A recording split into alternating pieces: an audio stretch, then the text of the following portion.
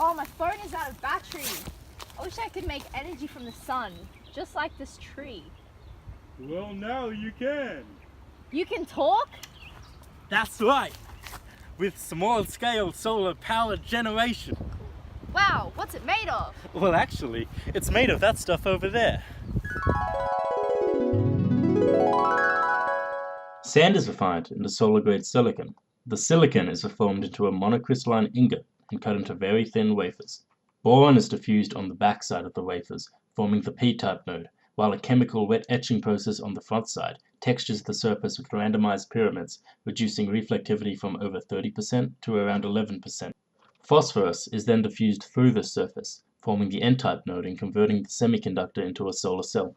A silicon nitride anti-reflective coating is applied through plasma deposition, reducing the total reflectivity to around 1%. Metal electrodes are screen printed, and finally the wafer is covered with glass and laminate to protect it from impact and water. And that's how it's made. Oh, cool. But how does it work? Through the power of the sun. Small-scale solar chargers conventionally consist of four main components: the photovoltaic, a diode, a battery, and a DC to DC converter. The photovoltaic cell receives thermal energy from the sun and outputs electrical energy. Changes in temperature and light intensity, however, will result in the maximum power point of the solar cell shifting. Therefore, many small-scale solar cells are designed with some sort of maximum power point tracking technique. For example, the fractional open circuit voltage method periodically measures the open circuit voltage of the PV cell and approximates the maximum power point voltage from this value by assuming a linear relationship exists between the two.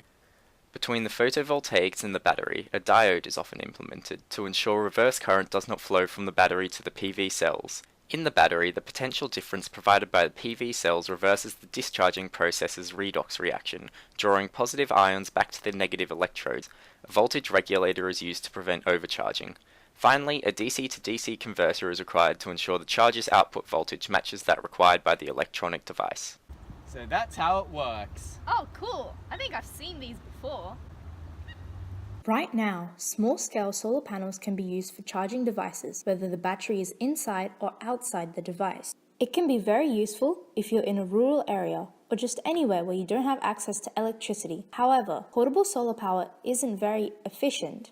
Since the size of the solar panel is so small, it can only absorb so much sunlight. Currently, most people are able to simply charge their devices through power sockets in their houses or workplaces. Wow, we're in the future. This is what small-scale solar power looks like now. The future is so exciting. People in the solar research industry have started working on nano-sized solar cells. Nanotechnologies being introduced to the industry provide the major benefit of reducing cost. The future of nano is estimated to overtake current silicon-based efficiencies with the introduction of nanocrystals or quantum dots. This new technology will allow multiple electrons to be generated or excited per photon absorbed. Printable solar cells are a very probable path of the future. The cells have similar energy outputs as silicon cells, but very different functioning capacities. They are lightweight, flexible, and printed similar to banknotes. This allows huge lengths of printed cells to be manufactured, transported, and constructed. Printed layers can be applied over cars, houses, and windows as they remain around 70% transparent, giving the look of tinted glass. Thanks for watching! I got a barbershop, got a cool check going. Put that whole thing in there.